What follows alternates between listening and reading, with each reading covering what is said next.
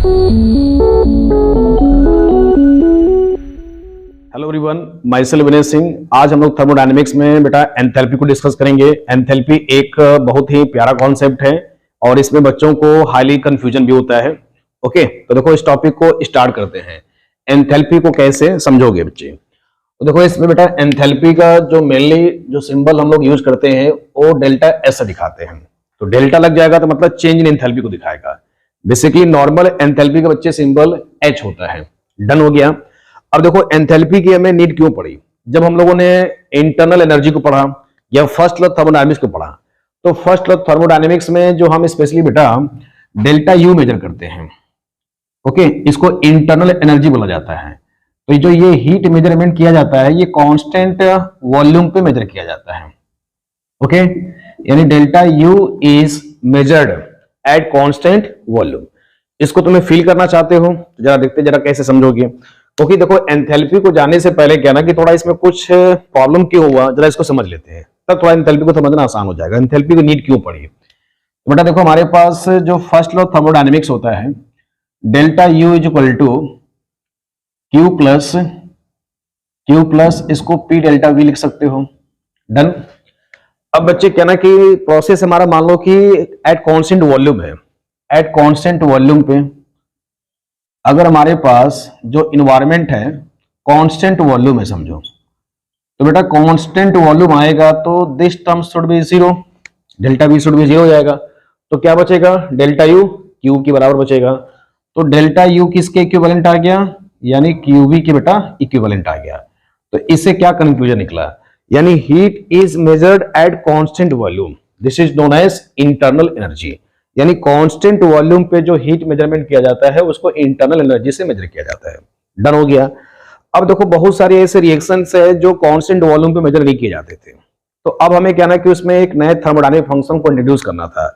उसी का नाम बच्चे है इंथैल्पी है। तो कांस्टेंट वॉल्यूम के अलावा जो हीट मेजर किया गया उसको बोलते हैं बेटा इंथैल्पी। तो इंथैल्पी का देखो प्रॉपर देखो डेफिनेशन आता है, in order to study heat change occurring at constant pressure and constant temperature। तो मेनली इसमें क्या ना बेटा कांस्टेंट प्रेशर है समझो, यानी कांस्टेंट प्रेशर पे जो हीट का मेजरमेंट किया जाएगा इसी को बेटा बोला गया इंथैल्पी बोला गया।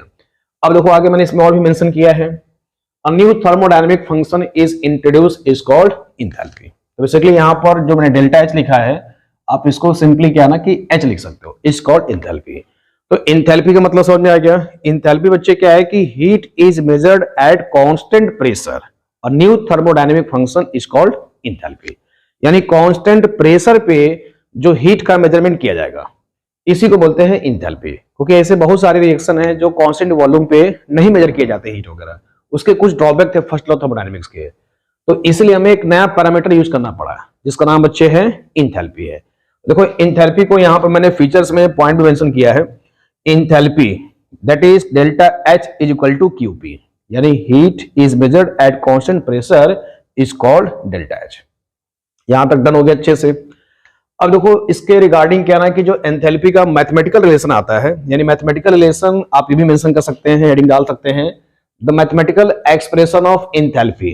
यानी मैथमेटिकल एक्सप्रेशन एंथैल्पी का बच्चे कैसे आएगा? देखो तो एंथैल्पी जो होता है internal energy and pressure volume के समेशन के बराबर आता है। अब बेटा इसी इक्वेशन को अगर आप देखोगे तो H इज इक्वल टू देखो, या इसी को और अच्छे से एक्सपेंड करोगे तो H इज इक्वल टू क्या लिख सकते हो? P U लिख सकते हो, ठीक है, इसको बेटा U लिख सकते हो, ओके, और इस PV को लिख सकते हो W। डन। यानी इंथैल्पी जो है internal energy plus work done के सम के इक्विवेलेंट है। ओके, इंथैल्पी क्या बेटा? Internal energy plus work done के सम के इक्विवेलेंट है। तो ये हो गया इसका मैथमेटिकल एक्सप्रेशन हो गया। इसके डेरिवेशन से ही आपका ये पॉइंट आता है। जब इसको आप डिफरेंशिएट करोगे और टेम्परेचर और प्रेशर जब रखा जाएगा तो QP is equal to delta H ही आएगा। ओके, तो फिलहाल मेरे को इतना डेरिवेशन हमारे एकेडमिक लेवल पे नहीं पूछता है। ओके, तो मेन आपका इंथैल्पी क्लियर हो गया अच्छे से। इंथैल्पी के बाद बेटा क्या ना ये मैथमेटिकल रिलेशन भी क्लियर हो गया। यानी इंथैल्पी का जो मैथमेटिकल रिलेशन है it is the summation of internal energy U तो इंथैल्पी में specially H is equal to U plus PV. तो मैथमेटिकल रिलेशन आपको क्लियर हो गया, स्टेटमेंट आपको अच्छे से क्लियर हो गया। ओके, तो मैथमेटिकल रिलेशन में आपको specially internal energy plus work done के सम के इक्विवेलेंट होता है। This is the mathematical expression of enthalpy. अब देखो हमारे एग्जाम में क्या ना कि और भी चीजें पूछता है, what is the features of enthalpy, what is the features of enthalpy. तो बच्चों इसमें मेन देखो फीचर्स भी आपके एग्जाम में पूछता है। तो फीचर्स में देखो मैंने पॉइंट्स को मेंशन कर देता हूं, ये सामने आपका लिखा हुआ है, तो इसका आप स्क्रीनशॉट लेकर के आप आसानी से इसका कंटेंट का नोट बच्चे बना सकते हो। तो देखो फीचर्स में क्या ना इंपॉर्टेंट फीचर्स है ये, ठीक है बेटा, ये this is the important features. तो इंपॉर्टेंट फीचर्स में जैसे इंटरनल जिन लोगों ने पढ़ा है, यानी देखो जितने भी थर्मोडायनेमिक फंक्शंस होंगे वो सब के सब क्या बेटा एक ही फीचर शो करते हैं।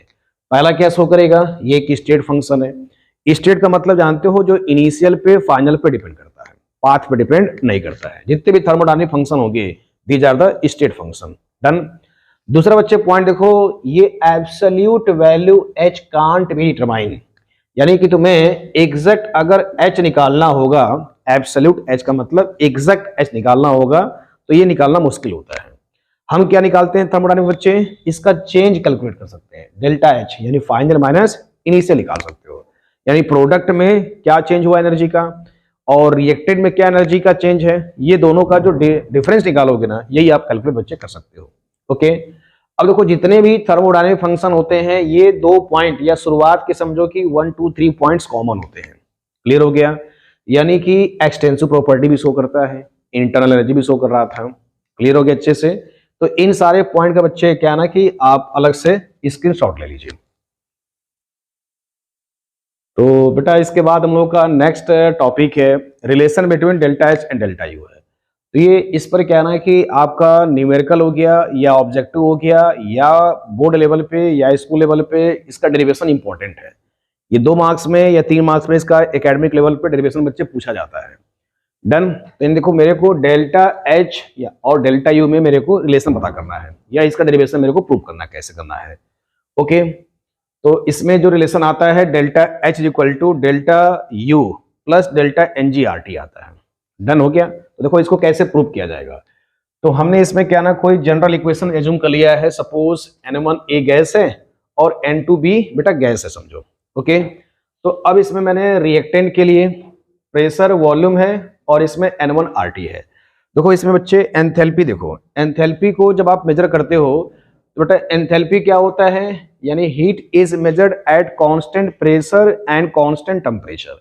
तो जरा इसमें देखो ये आइडियल गैस इक्वेशन है बेटा। आप ideal gas equation since we know that PV is equal to बेटा एनआरटी होता है। क्या होता है जी, PV is equal to nRT होता है। ओके, अब बच्चे देखो इसमें तो PV is equal to nRT है, तो बेटा ये आइडियल गैस में PV is equal to nRT होता है।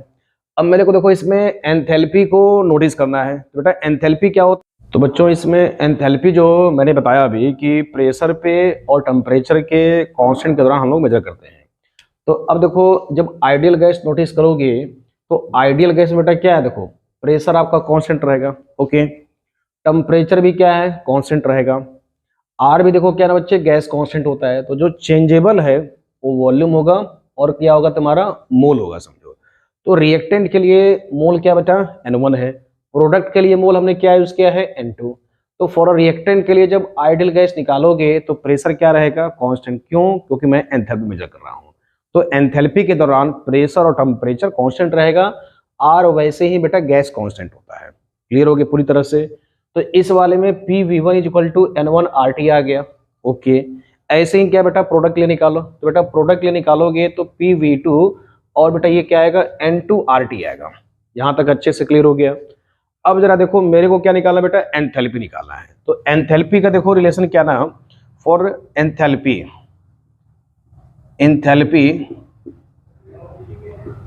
अब बेटा जब एंथैल्पी निकालोगे तो एंथैल्पी का देखो बेटा formula H is equal to U plus PV होता है। H is equal to U plus बेटा पीवी होता है। ओके ओके, तो बेटा इसमें एंथैल्पी का इक्वेशन ये है। अब जैसे एंथैल्पी दिख रहा है ना, तो रिएक्टेंट के लिए भी प्रोडक्ट के लिए भी निकाल लो। देखो कैसे निकालोगे, तो enthalpy reaction for a reactant के लिए निकाल लो, enthalpy reaction for a reactant बेटा। तो देखो ये कैसे दिखेगा, तो H1 लिखोगे रिएक्टेंट के लिए, सपोज मान लिया मैंने H1, इंटरनल एनर्जी U1, और बेटा इसमें क्या लिखोगे, इसको PV1 लिखोगे। अंडरस्टैंड हो गया। फॉर अ प्रोडक्ट के लिए निकालोगे, फॉर अ प्रोडक्ट, तो प्रोडक्ट के लिए बच्चे कैसे लिखोगे, H2 लिखोगे, क्या लिखोगे, U2 लिखोगे, प्लस बेटा इसको क्या लिखोगे, PV2 लिखोगे। अंडरस्टैंड हो गया अच्छे से। अब देखो इसमें बेटा क्या है ना, PV1 को रिप्लेस कर सकते हो N1RT से। तो देखो इस इक्वेशन को थोड़ा और अच्छे से मॉडिफाई कर दो, तो H1 इज इक्वल टू क्या हो सकता है, U1 प्लस N1RT हो सकता है। यहां तक एग्री करते हो। इस वाले को भी थोड़ा और मॉडिफाई कर दो, बेटा इसको लिख सकते हो H2, और ये लिख सकते हो U2, और ये लिख सकते हो N2RT। यहां तक क्लियर हो गया। अब जरा देखो इधर आप लोग आ जाइए, ठीक है, इस तरह आप जरा नोटिस करो। अब देखो मेरे को कहना कि डेल्टा एच निकालना है, तो डेल्टा एच क्या होगा, यानी प्रोडक्ट माइनस रिएक्टेंट, यानी फाइनल माइनस इनिशियल करोगे। तो इस वाले को इक्वेशन बेटा सपोज 1 ले लो, और इस वाले को इक्वेशन आप 2 एज्यूम कर लो। ओके, तो अब देखो क्या ना, 2 में से माइनस कर दो 1 को, तो क्या करो 2 माइनस 1 कर दो अच्छे से। तो देखो इधर आपके पास बेटा H2 है, तो क्या लिख सकते हो इसको, H2 minus H1 and U2 minus U1। अब देखो H2 माइनस H1 करोगे, U2 माइनस U1 हो गया। RT देखो कॉमन है, या चलो मैं इसमें एक स्टेप और दिखा देता हूं। तो बच्चे इसमें क्या दिखा पाओगे, N2RT, ठीक है, माइनस N1RT। यहां तक सही है। अब देखो H2 माइनस H1 को बेटा क्या लिख सकते हो, डिफरेंस है। ओके, तो बच्चे ये डिफरेंस है, तो इसको क्या लिख सकते हो, तो बेटा इसको क्या लिख सकते हो, this is the delta H, and इसको क्या लिख सकते हो, डेल्टा U लिख सकते हो। अब देखो इसमें RT बच्चे कॉमन है, तो RT को कॉमन ले लो, तो दिस इज द RT, और बेटा ये क्या लिख सकते हो, N2 माइनस N1 लिख सकते हो। और देखो इसको मॉडिफाई कर लो, तो delta H is equal to delta U, और इसको लिख सकते हो डेल्टा NG, और बेटा ये हो जाएगा RT।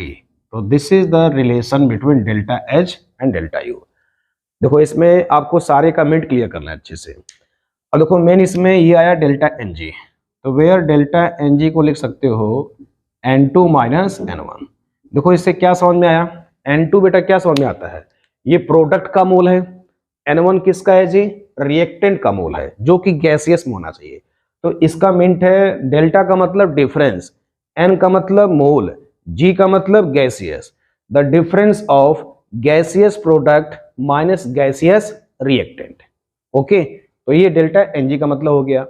R बच्चे क्या होता है, गैस कांस्टेंट है, तो R को इस चैप्टर में पर्टिकुलर वैल्यू क्या रखोगे, R गैस कांस्टेंट है ना, तो इस चैप्टर में गैस कांस्टेंट की बेटा वैल्यू क्या रखा जाएगा, इसको आप मेंशन कर लो, 8.314 रखोगे।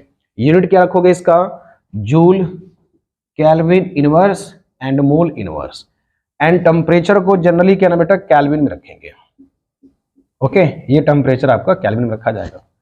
अब देखो इसमें एक रिलेशन और जरा अच्छे से बना लो, तो बेटा इसमें आ जाएगा delta H minus delta U equal to delta NG RT। देखो ये भी आपके पास एक खूबसूरत सा रिलेशन आ गया।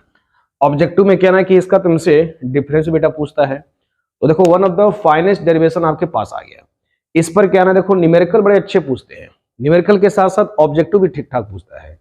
तो इसमें क्या ना कि एक बार फिर से आप मेरे को पॉज करके वीडियो को स्क्रीनशॉट ले करके आसानी से इसको डिराइव कर सकते हो। ओके, तो बेटा ये 3 प्रॉब्लम प्रैक्टिस है, जैसे हम लोगों ने अभी delta H, delta U, NG/RT पे क्या ना डेरिवेशन किया है, तो ये मैंने आपके सामने 3 प्रॉब्लम प्रैक्टिस रखा हुआ है। तो जितना बेहतर एग्जाम्पल को प्रैक्टिस कर लोगे तो डेरिवेशन और अच्छे समझ में आ जाएगा। तो इसके अलावा मैं कुछ आपको अलग से मैं अपनी तरफ से प्रॉब्लम प्रैक्टिस करा दूंगा। कुछ मैंने NCERT से पिक किया है, कुछ मैं अपने प्रदीप के बुक से पिक किया है। तो देखो पहला क्वेश्चन क्या है ना बच्चे, आपके पास ये बेटा मेथेन का कंबसन दिया गया है। तो इस डेल्टा H, डेल्टा U में खास बात क्या है ना कि पहले डेल्टा NG निकालो। तो देखो तुम्हारे सामने मेन मैंने जो फॉर्मूला निकाला है, इसको निकाल करके आप यहाँ रख के छोड़ दीजिए, डेल्टा NG/RT है, ठीक है। इस क्वेश्चन में देखो तुम्हारे पास क्या है ना डेल्टा U दिया गया है, पहले आप क्या करो बेटा डेल्टा NG निकालो। तो डेल्टा एन जी देखो कैसे निकालोगे, प्रोडक्ट में कितना मोल है गैस का समझो वो लेना है मेरे को, यानी कि फेज हमारा गैसेस होना चाहिए। बेटा देखो इसमें क्या ना, ये लिक्विड फेज है तो इसको मैं लेना नहीं है। अब देखो प्रोडक्ट में कितना मोल है, ये समझो 1 मोल है। और देखो रिएक्टेंट बेटा कितना है, 2 इधर से और 1 इधर से मिलेगा। तो देखो मैं इसमें डेल्टा एन जी कैसे निकालोगे, तो डेल्टा एन जी बेटा 1 हो गया, माइनस करोगे प्रोडक्ट में 1 मोल है समझो, रिएक्टेंट में कितना है 2 + 1 तो 3 आएगा। तो इसको मैं ऐसा लिख लेता हूं ताकि कुछ लोगों को समझ में आए कि रिएक्टेंट में 3 मोल था गैस का, 2 ऑक्सीजन से 1 मीथेन से समझो। बेटा ये कितना है समझो, ये सॉल्व करोगे तो 1 - 3 निकल के आएगा -2 आ गया। तो डेल्टा एन जी की वैल्यू बेटा कितना आ गया, -2 आ गया। अब सिंपली क्या ना कि आपको अगर आप ये देखो तो delta H is equal to delta U, अब डेल्टा एन जी की वैल्यू पुट कर दोगे -2 RT आ गया। देखो ये तुम्हारे पास रिलेशन आ गया। ऑब्जेक्टिव में क्या है ना कि इसी को तुमसे 4 ऑप्शन बना देगा। ऑब्जेक्टिव में क्या करेगा कि delta H is equal to delta U plus 2RT, -2RT हो सकता है, किसी में 3RT हो सकता है। तो ऑब्जेक्टिव वाले में इक्वेशन देख करके which one of the following equation is correct और इनकरेक्ट अबाउट दिस इक्वेशन के बारे में पूछता है। तो ऑब्जेक्टिव में इतना हो गया, अब इसी में वैल्यू पुट कर दोगे तो न्यूमेरिकल बन जाएगा। सिंपल सा फंडा है देखो। अब बेटा देखो इसमें डेल्टा यू की वैल्यू दिया गया है -890.3 किलो जूल पर मोल दिया गया है।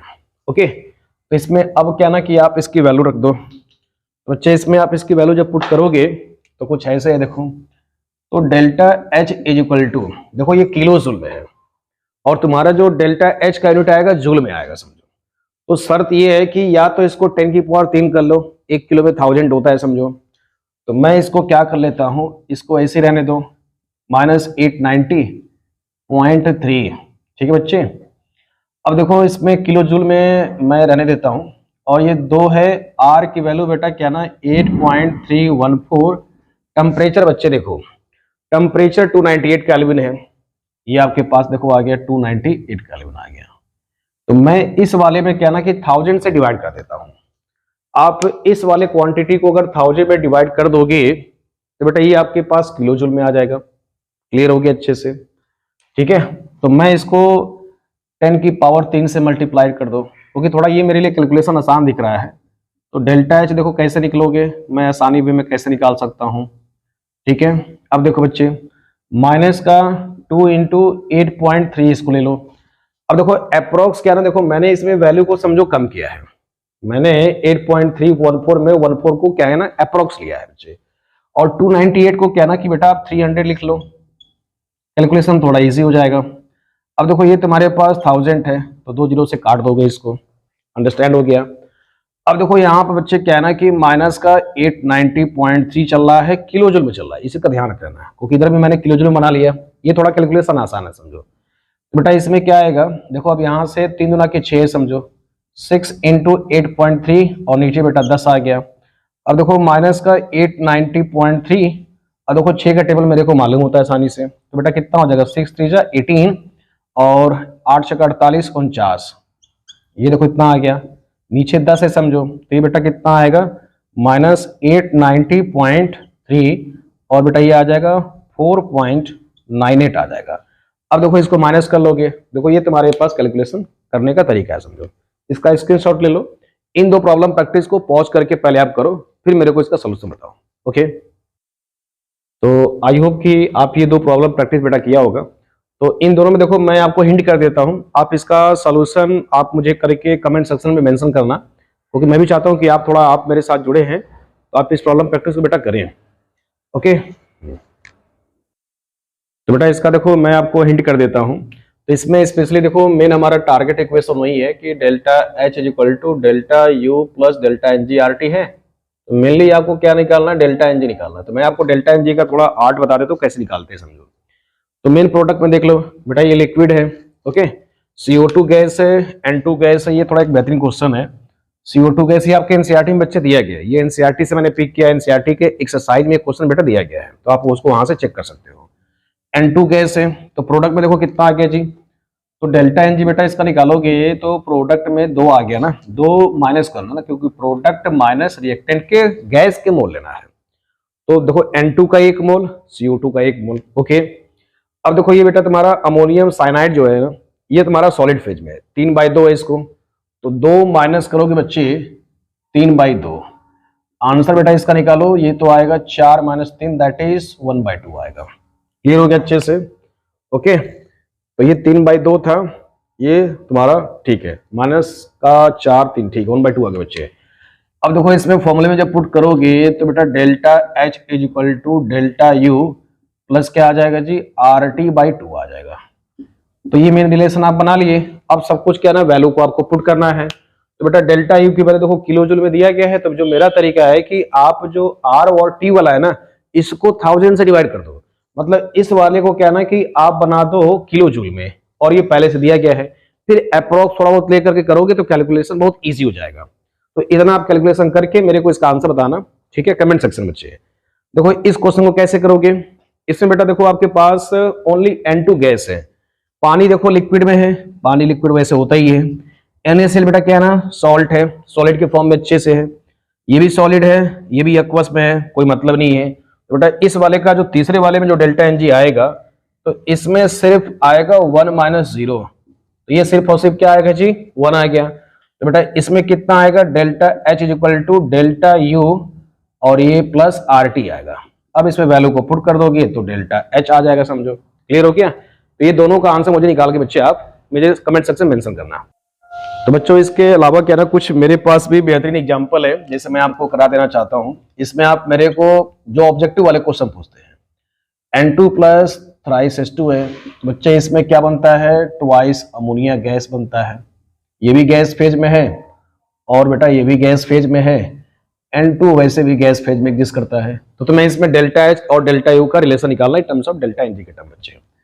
एक और देखो एग्जांपल मैं करा देता हूं, H2 प्लस I2 है, ट्वाइस HI गैस बनता है बच्चे, ये भी गैस मान लो, ये भी गैसियस फेज में है, ये भी गैसियस फेज में है। तो मेनली देखो इसमें डेल्टा Ng बस निकाल लो बच्चे। इसमें 2 है प्रोडक्ट में, रिएक्टेंट में समझो 3 1 4 है समझो। तो इस वाले के बच्चे डेल्टा Ng निकालोगे तो 2 माइनस क्या करोगे 4, तो बेटा कितना आ गया, -2 आ गया। तो देखो इसमें रिलेशन क्या निकल के आएगा बच्चे, तो delta H is equal to delta U minus का 2RT। तो this is the answer. Difference निकालोगे तो delta H minus delta U equal to -2RT आएगा। इसमें देखो डेल्टा Ng बेटा निकालोगे तो कितना आएगा, डेल्टा Ng इसमें 0 आएगा, क्योंकि प्रोडक्ट में भी 2 है, रिएक्टेंट साइड में भी बच्चे 2 ही हैं। ओके, तो अब इस वाले केस में डेल्टा H बराबर बेटा क्या आएगा, ओनली डेल्टा U आएगा। तो तुमसे ऑब्जेक्टिव में क्या है ना कि ऐसे भी क्वेश्चन पूछता है कि which one is the reaction is enthalpy is equal to internal energy. तो सब में डेल्टा Ng निकाल लोगे, डेल्टा Ng की वैल्यू 0, तो एंथैल्पी बराबर डेल्टा U आएगा। आई होप कि बेटा ये आपको लेक्चर और ये आपके कंटेंट काफी हद तक समझ में आ गए होंगे। अब इसके बाद हम लोग टॉपिक बेटा डिस्कस करेंगे हीट कैपेसिटी, फिर उसके बाद डिस्कस करेंगे मेयर्स रिलेशन। तो एंथैल्पी का एक ब्रॉड टॉपिक आपका क्लियर हो जाएगा। तो पहले इसका स्क्रीनशॉट ले लें। इसके अलावा कुछ क्वेश्चन आपके भी रहेंगे तो आप मेरे को कमेंट सेक्शन में जरूर मेंशन करिएगा। इसके अलावा बच्चे मेरे पास देखो क्या ना कि एक वेबसाइट हमारी भी है, benzininstitute.com के नाम से है। तो आप उस पर जब जाओगे तो आपको क्या ना कि स्टडी मटेरियल मेरा एक्सेस कर सकते हो। तो यहाँ पर क्या ना कि मैंने आपको समझा दिया है, वहां पर ढेर सारे मेरे कंटेंट पड़े हुए हैं, तो आप उसको भी एक्सेस कर सकते हैं। नीचे मैं डिस्क्रिप्शन में आपको मेंशन कर दूंगा। ओके, तो बेटा देखो ये हीट कैपेसिटी है, क्योंकि हमें मेयर्स रिलेशन तक जाने से पहले हमें ये कंटेंट को जानना जरूरी है। ओके, तो ये भी देखो एक अपने आप में बेहतरीन कॉन्सेप्ट है। तो जनरली देखो बच्चे हीट का स्पेशली मतलब क्या ना कि जब टेम्परेचर का डिफरेंस होता है, ओके, तो उसमें जो एक्सचेंज ऑफ एनर्जी होगा विद द हेल्प ऑफ या by the difference of temperature, बेटा इसको बोला जाता है हीट बोला जाता है। क्योंकि इससे पहले मैंने आपको एक अलग से होमवर्क दिया था, हीट और वर्क में डिफरेंस क्या होता है। तो आप मेरे पुराने प्लेलिस्ट में जा करके उस वाले वीडियो को देख सकते हैं, बेसिकली बेटा जो मेरा बेसिक वीडियो है। ओके, तो अब देखो स्पेशली बेटा मेरे पास हीट कैपेसिटी है। तो हीट कैपेसिटी मतलब the quantity of heat required to change its temperature by 1 kelvin. देखो इसमें हीट कैपेसिटी में ये लाइन मेंशन करना जरूरी है, यानी हीट कैपेसिटी क्वांटिटी पे डिपेंड करता है, समझो। अब क्वांटिटी को 1 केल्विन से जो टेम्परेचर दोगे उस दौरान जो हीट चेंज होगा दैट इज बेटा known as heat capacity. Okay, इसको तब तक आप पहले स्क्रीनशॉट ले लो अच्छे से। तो बच्चे इसमें देखो सिंपली मतलब हीट कैपेसिटी क्या है कि क्वांटिटी को एक केल्विन से, जैसे मान लो कि मेरे पास बच्चे ये हमारे पास समझो कि मार्कर है, तो इसको जो है ना जब एक केल्विन से जब आप इसको हीट करोगे, हीट क्या इसका जो टेम्परेचर दोगे, उस दौरान बच्चे जो इसमें हीट चेंज होगा, that heat is known as heat capacity. Okay, पूरी तरह से क्लियर हो गया अच्छे से। अब देखो हीट कैपेसिटी के बेटा, तो हीट कैपेसिटी के बच्चों देखो इसमें तीन वैरायटी है समझो, मैंने इसमें मेंशन कर दिया है। देखो टोटल हीट कैपेसिटी है, फिर इसके बाद बेटा क्या है ना कि मोलर हीट कैपेसिटी आता है, थर्ड बेटा क्या है ना स्पेसिफिक हीट कैपेसिटी आता है। यानी हीट कैपेसिटी की तीन वैरायटी है समझो बच्चे। तो सब में देखो स्पेशली ये लाइन सबसे कॉमन है, heat required to raise the temperature of given mass by unit kelvin. तो टोटल हीट केल्विन बच्चे वही क्वांटिटी या स्पेशली बाय मास 1 केल्विन से समझो। ओके, तो this is the total heat capacity. Formula है CTQ divide by delta T. Understand हो गया। अब देखो मोलर हीट कैपेसिटी है, तो मोलर हीट कैपेसिटी में बच्चे क्या ना कि एक मोल सब्सटेंस को यूनिट केल्विन से जो हीट रेज होगा, that heat is known as molar heat capacity. तो बच्चे इसका सिंबल CM यूज करते हैं, C कैपिटल में, स्मॉल में M आएगा। फॉर्मूला बच्चा Q divide by N delta T. N क्या शो करेगा, मोल को शो करेगा। क्लियर हो गया। अब देखो तीसरा जो अनदर बेटा इसमें हीट कैपेसिटी में आता है, स्पेसिफिक हीट कैपेसिटी आता है। तो बच्चों स्पेसिफिक हीट कैपेसिटी क्या है ना, ये आपके पास heat required to raise the temperature of 1 gram unit kelvin by unit kelvin. यानी इसमें 1 ग्राम से समझो, 1 ग्राम जैसे मान चला कोई सब्सटेंस 1 ग्राम का है, इसको 1 केल्विन टेम्परेचर दिए, जो उससे हीट रिलीज होगा या जो हीट चेंज होगा, that heat is known as बेटा स्पेसिफिक हीट कैपेसिटी। क्लियर हो गया। तो स्पेसिफिक हीट कैपेसिटी में 1 ग्राम, ये दिमाग रखना है। मोलर हीट कैपेसिटी में 1 मोल, टोटल में समझो पूरा मास आएगा, समझो इंटायर मास आएगा। क्लियर हो गया। अब देखो इससे रिलेटेड क्या ना कि दो इससे कंक्लूजन बेटा निकलेगा, जो इससे कंक्लूजन निकलेगा देखो उसको देखो आप कैसे समझोगे। तो देखो मैं इसको आपको थोड़ा इधर समझाता हूं, तभी आप क्या ना मेयर्स को समझ पाओगे। देखो मेरे पास बेटा हीट कैपेसिटी का formula C is equal to Q by delta T बच्चे आता है। क्लियर हो गया। अब मान लो देखो मेरे पास टोटल बेटा 4 प्रोसेस आते हैं। जैसे मान लो कि सपोज पहला मेरे पास बेटा क्या ना आइसोथर्मल है। अगर आइसोथर्मल होगा तो इस केस में ये टी क्या होगा, डेल्टा टी 0 होगा। तो देखो Q बाई 0, तो ये क्या आएगा बच्चे, C इन्फिनिटी आ जाएगा, ये आ जाएगा, हीट कैपेसिटी अनंत हो जाएगा। दूसरा बच्चे मान लो प्रोसेस मेरे पास एडियाबैटिक आ गया, तो एडियाबैटिक में Q क्या होगा बेटा, 0 होगा। तो उस दौरान हीट कैपेसिटी भी क्या होगा, 0 होगा। क्लियर हो गया।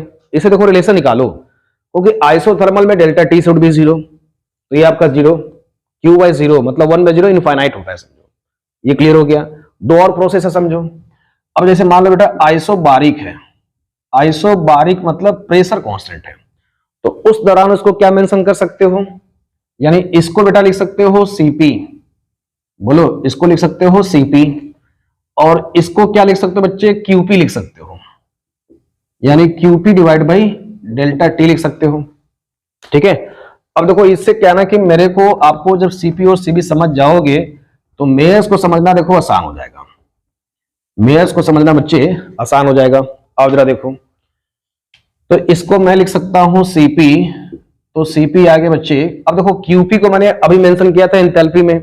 एंथैल्पी क्या होता है, heat is measured at constant pressure बच्चे। तो इसको Qp को रिप्लेस कर सकते हो डेल्टा H से, और ये हो गया डेल्टा T। तो देखो कैसे कैसे रिलेशन आ रहा है समझो, ध्यान से सुनते जाना अच्छे से। ओके। अब जरा देखो बच्चे, डेल्टा H को रिप्लेस कर सकते हो फॉर स्मॉल चेंज के लिए समझो। अगर मैं इसको लिख सकता हूं फॉर स्मॉल चेंज, तो स्मॉल चेंज में बच्चे इसको लिख सकते हो Cp is equal to DH divide by dt। इसको बॉक्स बना दो, इसको बॉक्स बना दो। क्लियर हो गया। अब आ जाओ, देखो 3 प्रोसेस हो गए, आइसोकोरिक भी आएगा, तो आइसोकोरिक को जरा फोकस करो। नेक्स्ट बच्चे आइसोकोरिक होगा, तो वॉल्यूम क्या होगा जी, इसमें कांस्टेंट होगा। यदि वॉल्यूम कांस्टेंट होगा तो हीट कैपेसिटी को मैं लिख सकता हूं Cv लिख सकता हूं। क्लियर हो गया। तो बच्चे CV इसमें देखो क्या आएगा, QV आएगा डिवाइड बाय डेल्टा T आएगा। अभी देखो आपने प्रीवियस में QV को क्या मेंशन किया है, डेल्टा U होता है, तो इसको रिप्लेस कर सकते हो जी delta U divide by delta T से। फॉर स्मॉल चेंज निकालना है तो स्मॉल चेंज के लिए बच्चे क्या लिख सकते हो, इसमें डिफरेंशिएशन का टर्म ले सकते हो, ये हो जाएगा du डिवाइड बाई dt हो जाएगा, du डिवाइड बाई dt हो जाएगा। तो देखो तुम्हारे पास दो यूजफुल रिलेशन आ गए, Cp एंड Cv आ गया। तो बच्चे Cp का फुल फॉर्म है heat capacity at a constant pressure, while Cv heat capacity at constant volume. Okay, अब देखो ये दो रिलेशन आ गए, तो इन्हीं दो यूजफुल रिलेशन से क्या ना कि आपका मेयर्स रिलेशन क्या ना डिराइव हो जाएगा आसानी से। ओके, तो पहले आप इसका स्क्रीनशॉट ले लें, फिर मैं आपको दिखाता हूं मेयर्स रिलेशन कैसे करते हैं। तो बेटा इसमें next topic and very very important topic है relation between Cp and Cv। बच्चों Cp मैंने अभी आपको मेंशन किया है heat capacity at constant pressure, and Cv बच्चे क्या है, heat capacity at constant volume. तो इनके बीच में देखो रिलेशन क्या आएगा, ये भी हमारे एकेडमिक लेवल पे काफी इंपॉर्टेंट होता है। तो देखो ये रिलेशन आता है एंथैल्पी से आता है समझो। तो आप जरा इसको एक एक करके सीखते हैं। तो since we know that enthalpy is equal to H plus Pv होता है। अब बच्चे क्या ना कि मैं इसको ऐसे भी लिख सकता हूं, देखो H equal to U plus nRT भी लिख सकते हो, यहां तक एग्री करते हो। Since we know that Pv equal to बेटा क्या होता है, nRT होता है। Pv इक्वल टू बच्चे nRT होता है। तो बेटा Pv इक्वल टू देखो nRT है, तो इसमें मैं क्या मेंशन कर सकता हूं, फॉर 1 मोल ले लो। 1 मोल जब करोगे बच्चे तो Pv इक्वल टू क्या आ जाएगा जी, सिर्फ और सिर्फ RT बचेगा। इस RT को बच्चे यहां रिप्लेस कर दो। ओके, इस RT को आप यहां रिप्लेस कर दोगे तो H equal to U plus बच्चे क्या हो जाएगा, RT जगह।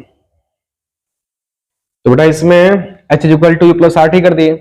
अब देखो इसमें की पॉइंट क्या है, इसको डिफरेंशिएट कर दो बच्चे, क्या लिखोगे, डिफरेंशिएट।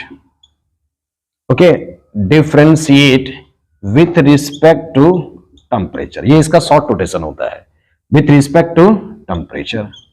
अब बच्चे देखो डिफरेंशिएट करोगे तो इसको क्या लिखोगे, DH डिवाइड बाई DT लिख दोगे, इसको क्या लिख दोगे, DU डिवाइड बाई बच्चे DT लिखोगे। अब देखो प्लस R है और ये DT लिखोगे, डिफरेंशिएशन में सिंबल ऐसे यूज करते हैं। अब देखो ये DT से DT बच्चे कट जाएगा, तो इधर आ जाओ इस स्लाइड में अच्छे से। तो देखो मैंने अभी आपको मेंशन किया है सिंस वी नो दैट आपके पास Cp जो होता है DH बाई DT होता है। ओके, एंड Cv बच्चे क्या होता है, DU डिवाइड बाई DT होता है। इन दोनों रिलेशन को क्या है ना कि आप मेन इक्वेशन, ये जो मेन इक्वेशन है इसमें सब्स्टिट्यूट कर दो। जब सब्स्टिट्यूट करोगे तो DH बाई DT बेटा क्या हो जाएगा, Cp हो जाएगा। ओके, तो देखो इसको मैं रिप्लेस कर सकता हूं, इसको देखो रिप्लेस कर दोगे तो ये Cp हो जाएगा, और बेटा ये क्या हो जाएगा, Cv प्लस ये हो जाएगा R हो जाएगा। ठीक है, अब जरा देखो इनको माइनस थोड़ा ऐसे ट्रांसपोज कर दो, तो Cp minus Cv equal to बेटा R हो गया है। इसी को बेटा बोलते हैं मेयर्स रिलेशन कहते हैं। तो मेन इक्वेशन को आप इधर भी अच्छे से मेंशन कर लो, तो Cp minus Cv equal to बच्चे R आ गया। This is the Mayer's relation, इसी को बेटा क्या बोलते हैं, मेयर्स रिलेशन बोला जाता है। और ये मेयर्स रिलेशन आपके एकेडमिक लेवल पे काफी हद तक इंपॉर्टेंट होता है। तो सिंपल सा फंडा है, एंथैल्पी लिखा, Pv को मैंने nRT में तब्दील किया, N को 1 मोल यूज कर दिया, RT आ गया, डिफरेंशिएट कर दिया, वैल्यू सब्स्टिट्यूट कर दिया, क्योंकि Cp Cv की वैल्यू आपके पास कुछ ऐसे है। ओके, तो ये आपके पास बेटा मेयर्स रिलेशन आ गया। अब इसमें एक पॉइंट आपको और जानना है, फिर इसके बाद से एंथैल्पी का टॉपिक पूरी तरह से बच्चे डन हो जाएगा। अब देखो इसमें एक रिलेशन बेटा और आता है, यानी कि Cp डिवाइड बाई Cv का जो बेटा रेशियो होता है ना, इसको बच्चे गामा कहते हैं। इसको बोला जाता है हीट कैपेसिटी रेशियो बोला जाता है, heat capacity ratio. This is Cp divide by Cv is equal to gamma होता है। अब गामा क्या होता है ना कि डिफरेंट डिफरेंट गैसेस के लिए डिफरेंट डिफरेंट बेटा इसकी वैल्यू होता है। तो इसमें आप वैल्यू नोट कर लो, तो for a monoatomic gases, for monoatomic के लिए, मोनोएटॉमिक बेटा जो इसे एग्जांपल है, जैसे हीलियम हो गया, नियॉन हो गया, हीलियम, नियॉन, क्योंकि ये एग्जांपल भी दे करके आपसे पूछ सकता है गामा की बेटा वैल्यू इसमें क्या होता है। तो बेटा इसमें 1.67 होता है, इसकी बेटा वैल्यू क्या होता है 1.67 होता है। ओके, अब बच्चे इसके बाद देखो क्या ना कि डायटोमिक देखो, फॉर अ डायटोमिक, तो डाया एटॉमिक की जो वैल्यू होता है, जैसे इसमें एग्जांपल है O2 है, N2 है, तो इसके लिए जो गामा की वैल्यू आता है बच्चे 1.40 करके आता है। ठीक है, अब इसके बाद बेटा क्या आ गया for try atomic, try atomic के लिए गामा की जो वैल्यू आएगा, ट्राई एटॉमिक में बेटा जैसे O3 हो गया, CO2 हो गया, इसके लिए बच्चे गामा की वैल्यू 1.33 या 1.30 बच्चे करके आता है। ओके, तो आज के वीडियो लेक्चर में बस बेटा इतना ही रहेगा। आई होप कि ये कंटेंट आपको काफी हद तक समझ में आया होगा। ओके, और ज्यादा डिटेल जानकारी के लिए आप मेरे वेबसाइट को सर्च कर सकते हैं benzininstitute.com, वहां पर सारे मेरे स्टडी मटेरियल अवेलेबल है। Okay, thank you.